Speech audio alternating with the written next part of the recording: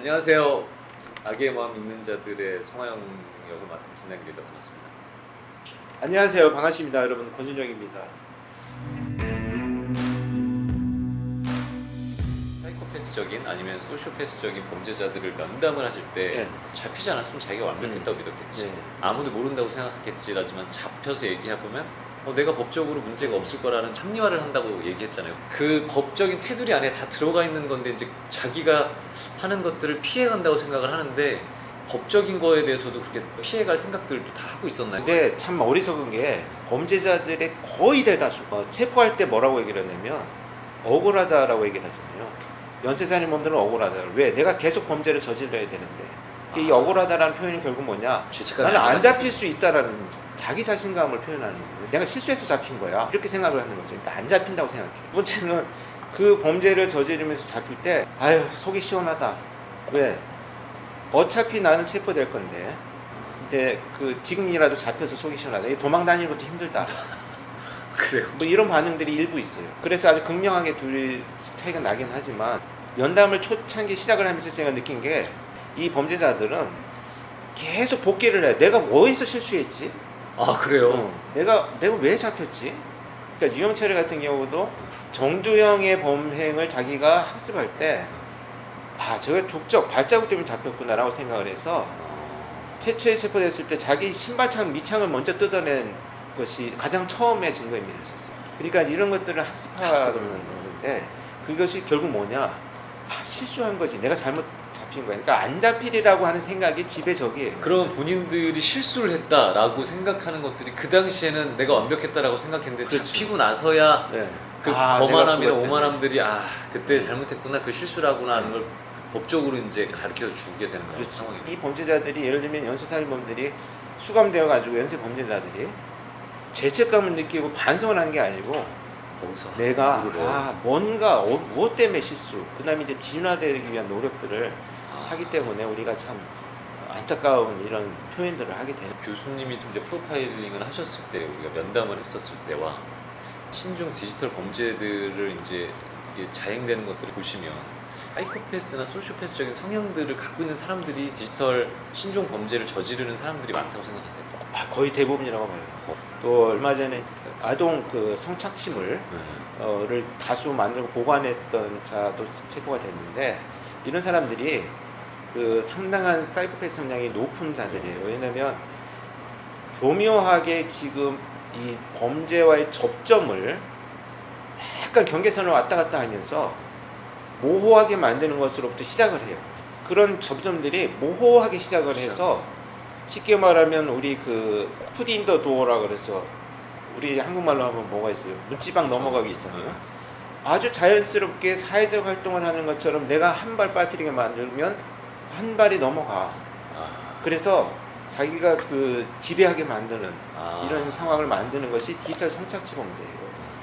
그래서 그 피해자들 그다음에 그런 행위로 인해서 돈 벌고 수많은 사람이 가입하게 만들어 가지고 또 사회를 비난하고 모두를 공범화 시켜버리고 이런 그 행위들을 아주 그 몇 개의 범죄를 넘나들면서 저지르는 아주 통제되고 진화된 범죄라고 봐야 되겠죠. 지금은 이제 아이들을 유기하는 거에서 아이들을 학대하는 걸로 이제 범죄적인 유형이 바뀌었잖아요. 근데 그런 아이들을 보면서 우리가 사이코패스, 소시오패스적인 성향을 이야기하는데 그 동물 학대하는 사람들을 보면 그리고 사람한테도 그럴 수 있는 영향이 있다라고 얘기를 있잖아요.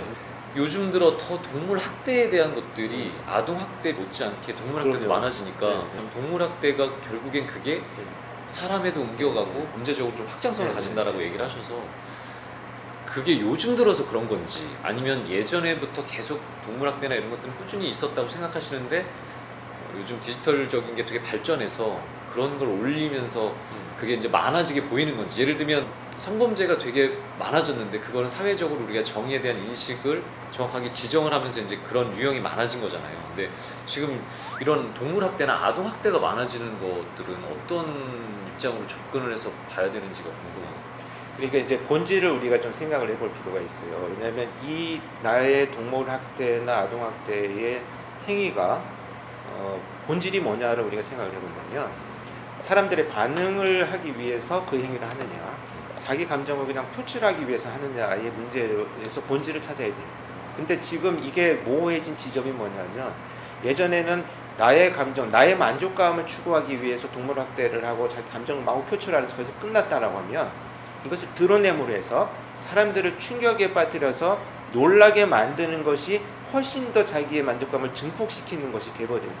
그런 현상에 대한 그 절정들이 다른 방향으로 더 자극적으로 변하는 거죠. 그러니까 어떤 행위의 쾌락을 그렇지. 갖고 있는 연쇄살인범들은 네. 또 다른 대상을 찾으려고 계속 제외하는 것처럼. 그래서 사실 이런 그 범죄자들은 반응이 중요한 거지 이 아, 좋은 반응인지 나쁜 반응인지 관심이 없어요. 그렇죠. 반응 자체가 내가 뭔가를 했다라고 하는 자기 효능감을 높이는 이런 이상 심리로 접근을 하기 때문에 자존감하고 자기 효능감은 좀 다르거든요. 이 효능감이라고 하는 것은 내가 뭔가를 해낼 수 있다라고 하는 자신감이 효능감인데 내가 어떤 행위를 했더니 수많은 사람들이 들끓고 있어.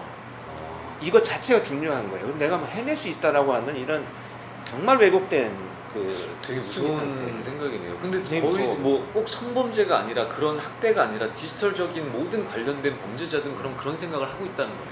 모두 다 일반화할 수는 없지만 유형별로 보면 그런 없던 유형이 지금 등장을 등장하고 했다 있다라는 이렇게 봐야 돼요. 그런 범죄자들이 학대를 해서 뭔가를 사람들한테 노출을 하고 표현을 했었을 때 사람들이 거기에 안 좋은 반응이든 좋은 반응이든 폭발적으로 뭔가가 몰렸을 그렇죠. 때에 그거를 즐기고 좋아하는 거잖아요. 그렇죠.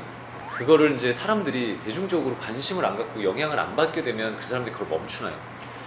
그것을 지금 사실은 알 수 알 수가 없는 부분이에요. 왜냐하면 그 행위가 기존에 없던 유형들이어서 사실 제가 일반화시켜서 몇 가지 케이스로 말씀드리기는 좀 한계가 있는데 아마 이 몇 개의 케이스들을 본다면 일단 그 이 자기의 만족감을 증폭시키는 어떤 역할을 하는 것 뿐이지 이 자체가 멈추지는 않는다라고 생각을 해요. 무슨 이제 어떤 유형에 대해서 딱 정의할 수 없다라고 예전처럼 이제 단호하게 거절을 하고 아니면 어떤 방법적으로 법적으로 이제 우리가 뭐 조치를 취하긴 하지만 여기서 반응을 안 보이면 다른 대상이나 아니면 다른 쪽으로 갈 확률도 있네요.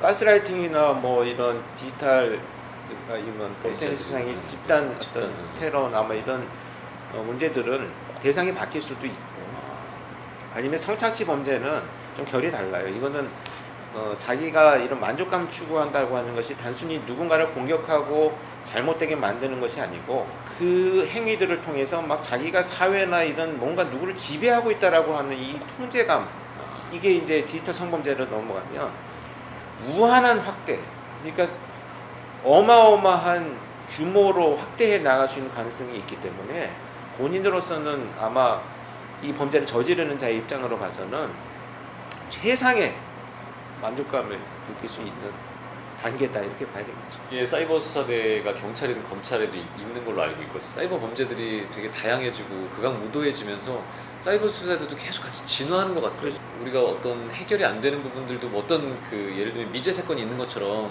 디지털 범죄도 그럴 수 있다고 생각하지만 제가 이런저런 것들 뭐 자료 조사도 해보고 이제 그런 사이버 수사대에 아시는 분들도 계셔서 네. 이런저런 가지 물어보면 웬만한 것들은 수사를 했었을 때의 증거 자료나 뭐 다 추적이 돼가지고 다 보유하고 있거나 아니면 이제 그런 것들이 수사를 의뢰를 하면 웬만한 것들은 다 조사를 해서 잡을 수가 있다고 하더라고요. 거기에 대한 대응책들도 맞아요. 따라서 같이 가는 것 같아서 좀 안심이 되기도 하는 것 같아요. 사이버 수사대도 계속 진화하는 것 같더라고요. 예전과 또 네. 다르더라고요. 느낌이. 굉장히 많이 발전했어요. 네. 그래서 뭐 외국 경찰한테 뭐 이렇게 기법을 전수하기도 하고, 네, 그런다고 공유하기도 하고 이렇게 하는데 그게 이제 그 또 한 가지 법적인 변화는 스토킹이 스토킹, 예. 22년 만에 법안이 통과돼서 어찌 됐건 그것도 가스라이팅이죠. 문제가 있어도 시행을 하는 네. 것이 굉장히 큰 의미가 있는 것처럼 그 사이버 수사대도 지금 아동 성착취 범죄, 디지털 성범죄에 대해서는 이 위장 수사가 가능하게 지금 법안이 바뀌었잖아요. 맞아요.